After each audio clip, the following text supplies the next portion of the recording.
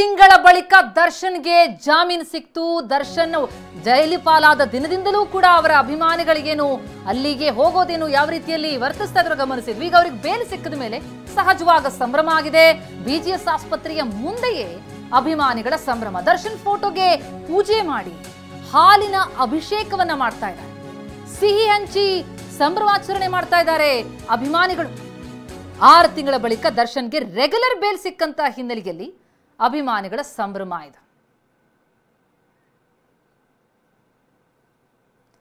ಇದು ಬಿಜಿಎಸ್ ಆಸ್ಪತ್ರೆಯ ಮುಂದಿನ ಚಿತ್ರಣ ನಾವು ನೋಡ್ತಾ ಇದ್ದೀವಿ. ಅಭಿಮಾನಿಗಳ ಸಂಭ್ರಮಿಸ್ತಾ ಇದ್ದಾರೆ. ಇವತ್ತು ರೆಗ್ಯುಲರ್ ಬೇಲ್ ಮಂಜೂರಾಗಿದೆ ದರ್ಶನ್ ಪಾಲಿಗೆ. 6 ವಾರಗಳ ಏನವರಿಗೆ ಮಧ್ಯಂತರ ಜಾಮೀನು ಸಿಕ್ಕಿತ್ತು ಟ್ರೀಟ್ಮೆಂಟ್ಗೋಸ್ಕರ, ಅದು ಮೊನ್ನೆಗೆ ಅಂತ್ಯ ಆಯ್ತು.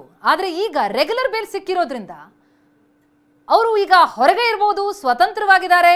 ಅದು ಈ ಅಭಿಮಾನಿಗಳ ಪಾಲಿಗೆ ಭಾರಿ ಖುಷಿ ಅಂತಂದೊಡ್ಡಿದೆ. ಹೀಗಾಗಿ ಫೋಟೋಗೆ ಪೂಜೆ ಮಾಡಿ ಹಾಲಿನ ಅಭಿಷೇಕ ಮಾಡಿದ್ದಾರೆ. ದರ್ಶನ್ರನ್ನ ಅರೆಸ್ಟ್ ಮಾಡಿ ಅಲ್ಲಿ ಸ್ಟೇಷನ್ ಕರ್ಕೊಂಡು ಹೋದಂಥ ಸಂದರ್ಭದಲ್ಲಿ ನಾವು ನೋಡಿದ್ವಿ ಯಾವ ಪರಿ ಎಷ್ಟು ದೊಡ್ಡ ಮಟ್ಟದಲ್ಲಿ ಅಲ್ಲಿ ಅಭಿಮಾನಿಗಳು ನೆರೆದಿದ್ರು ಅಂತ ಅನ್ನೋದನ್ನು. ಬಹಳ ದೊಡ್ಡ ಮಟ್ಟದಲ್ಲಿ ಲಾಠಿ ಚಾರ್ಜ್ ಎಲ್ಲ ಆಗಿತ್ತು.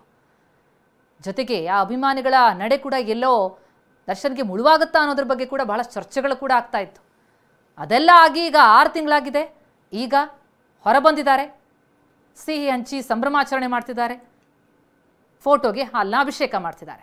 ಈಗ ಬಿಜಿಎಸ್ ಆಸ್ಪತ್ರೆ ಬಳಿಯಿಂದ ಪ್ರಜ್ವಲ್ ನೇರ ಸಂಪರ್ಕದಲ್ಲಿ ಜಾಯ್ನ್ ಆಗಿದ್ದಾರೆ. ಪ್ರಜ್ವಲ್, 6 ತಿಂಗಳ ಬಳಿಕ ಈಗ ಫೈನಲಿ ದರ್ಶನ್ ಹಾಗೆ ಪವಿತ್ರ ಉಳಿದಂಥವ್ರಿಗೂ ಕೂಡ ಬೇಲ್ ಸಿಗ್ತಾ ಇದೆ. ಸೊ ಸದ್ಯಕ್ಕೆ ಒಂದ್ ಕಡೆ ಅಭಿಮಾನಿಗಳು ಯಾವ ರೀತಿ ಇದನ್ನ ಸ್ವೀಕರಿಸ್ತಾರೆ? ಯಾಕಂದ್ರೆ ಈ ಒಂದು ವೇಟಿಂಗ್ ಇತ್ತು ಬಹಳಷ್ಟು ತಿಂಗಳಿಂದ. ಪ್ರಜ್ವಲ್, ಅವಿನಾಶ್, ಒಂದು 15-20 ಜನ ಅಭಿಮಾನಿಗಳು ಬಿಜಿಎಸ್ ಆಸ್ಪತ್ರೆ ಹತ್ರ ಬಂದು ಅವರ ಫೋಟೋಗೆ ಹಾಲಿನ ಅಭಿಷೇಕವನ್ನ ಮಾಡಿ ಕುಂಬಳಕಾಯಿನ ಹೊಡೆದು ಇಲ್ಲಿದ್ದಂಥವರಿಗೆ ಸ್ವೀಟಿನ ಹಂಚಿಕೆ ಮಾಡಿ ತೆರಳಿದ್ದಾರೆ. ಮತ್ತೆ ಇನ್ನೊಂದು ಕಡೆ ದರ್ಶನ್ ಸೇರಿದಂತೆ ಉಳಿದ 7 ಜನ ಆರೋಪಿಗಳಿಗೂ ಹೈಕೋರ್ಟ್ನಿಂದ ಬೇಲ್ ನೀಡುವಂತದ್ದಾಗಿದೆ. ಈಗ ಆ ಒಂದು ಪ್ರಕ್ರಿಯೆಗಳು ಸಹಿತ ಜಾರಿಯಲ್ಲಿದ್ದಾವೆ. ಈಗ ಅದನ್ನ ಸೆಷನ್ಸ್ ಕೋರ್ಟ್ಗೆ ಅವರ ಷರತ್ತುಗಳನ್ನ ಶುರಿಟಿಯನ್ನ ನೀಡಬೇಕಾಗುತ್ತೆ.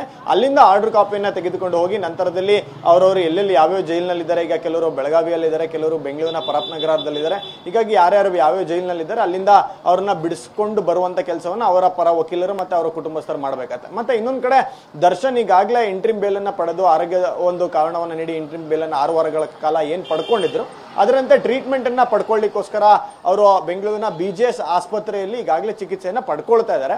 ಆದ್ರೆ ಸರ್ಜರಿ ಆಗ್ಬೇಕಿತ್ತು, ಇದುವರೆಗೆ ಸರ್ಜರಿ ಆಗಿಲ್ಲ.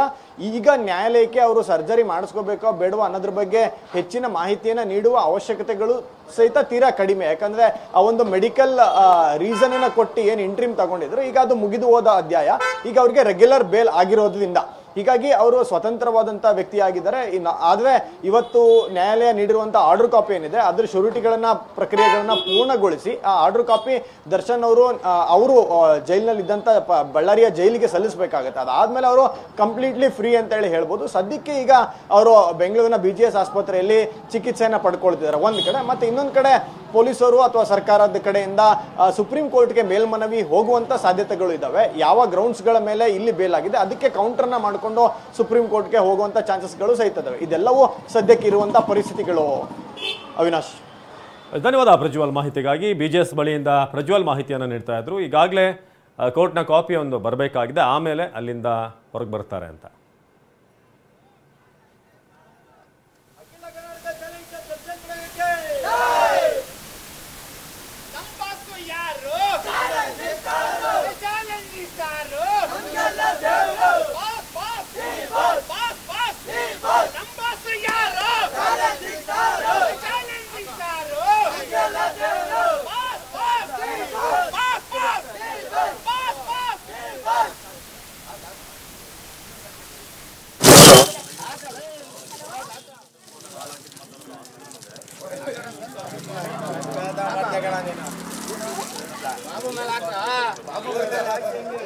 बस बस बस बस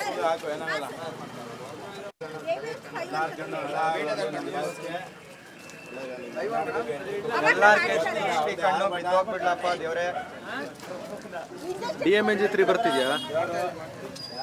ಕೈಯಲ್ಲಿ ಹೊಡಿರಿ ನಿಂಬಣ್ಣ, ಕೈಯಲ್ಲಿ ಹೊಡಿರಿ.